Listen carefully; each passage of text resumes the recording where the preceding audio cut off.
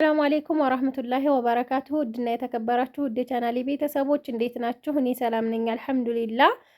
በያላችሁበት ያላ ሰላም እዝነት አይለያችሁ፣ እንዲሁም አላህ ሀገራችንን ሰላም ያደርግልን እያልኩኝ ዛሬ ማለት ነው ቦሩ ስላሴና ገራዶ የሚሄድ የረመዳን አስቤዛ ነው የማሳያችሁ ማለት ነው። እዚህ ጋር ይሄ ቦሩ ማነው ገራዶ የሚሄድ ነው 23530 ብር እየፈጀ ነው እዚህ ጋር ያለው ማለት ነው።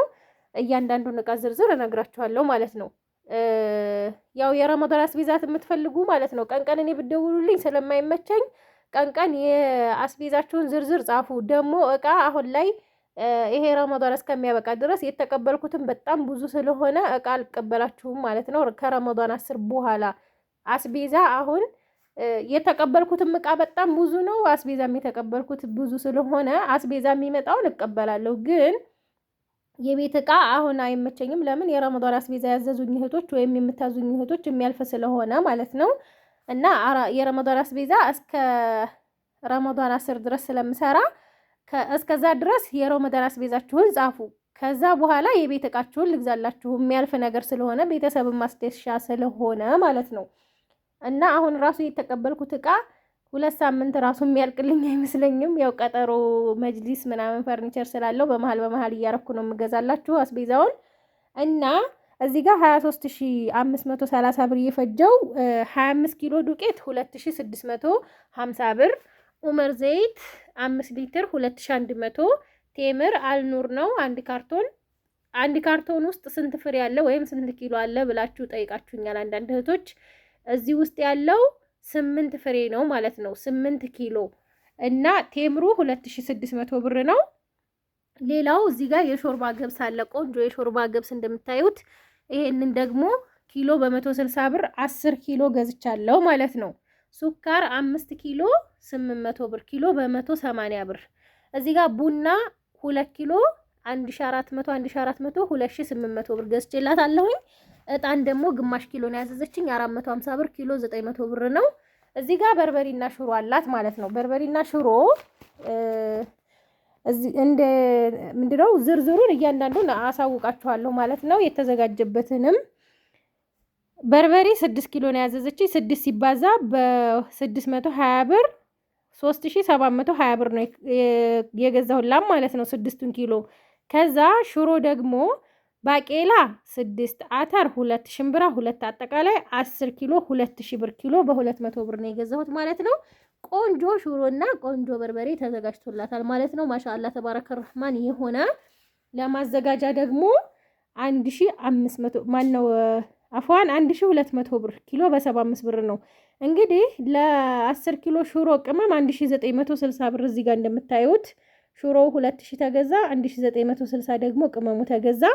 በርበሬው 3720 ተገዛ፣ ቅመሙ 1500 ብር ተገዛ ማለት ነው። 1 ኪሎ ለሽሮ ሲደረግለት የ5 ኪሎ ቅመም ነው የገዛሁት። 1000 ብር ደግሞ 1200 ብር ደግሞ የማዘጋጃው ለባጃጅ እና ለማዳበሪያ 150 ብር አውጥቻለሁ። እኔ ያወጣሁትን እዚህ ጋር የምደምርላችሁ ብዙ ጊዜ ልኩን ስለማላቀው የብዙ ሰዎችን አልደምርም ነበር፣ ግን ብዙ ብር ያከስራል ሳየው ማለት ነው።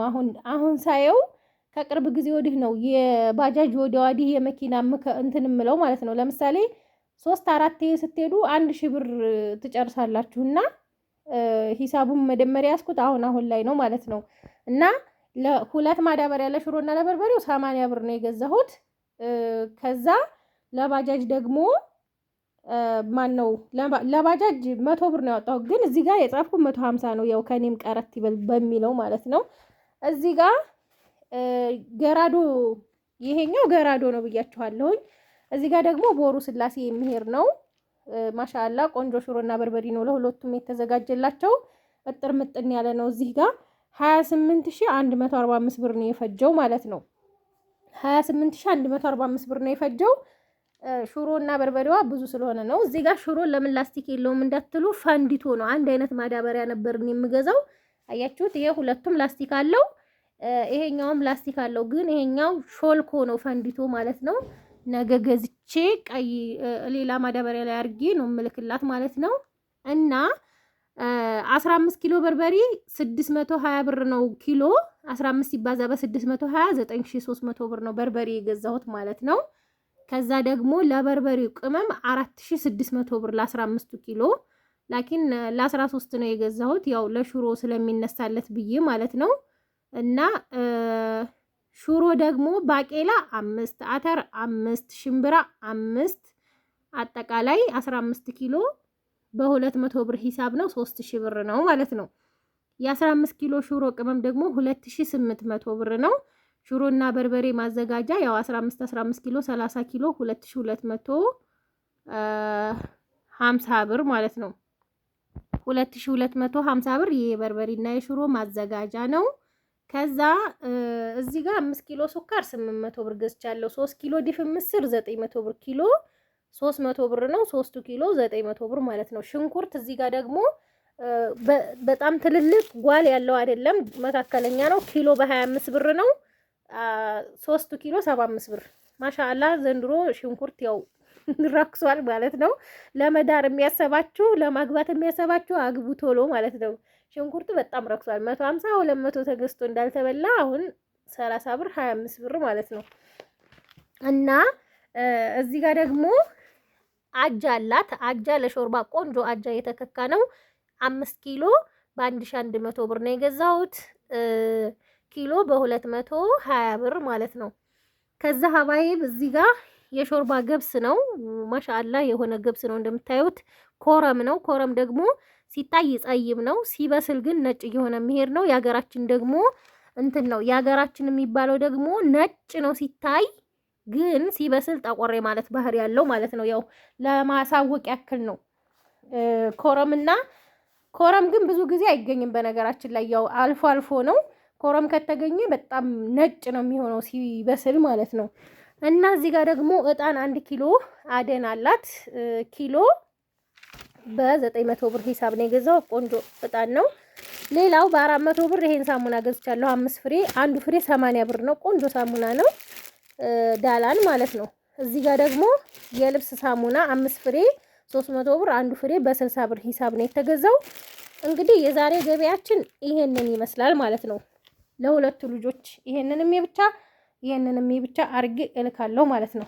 ሌላው አንዳንድ እህቶች እንደው ላላህ ብላችሁ ምንምናችሁ ነገር ማለት ነው እቃ ታዙና በኋላ እኔ አሁን ሂሳቡን የዚህን ሂሳብ ሰርተሽ ላኪ ብትለኝ መጀመሪያ አላቀውም።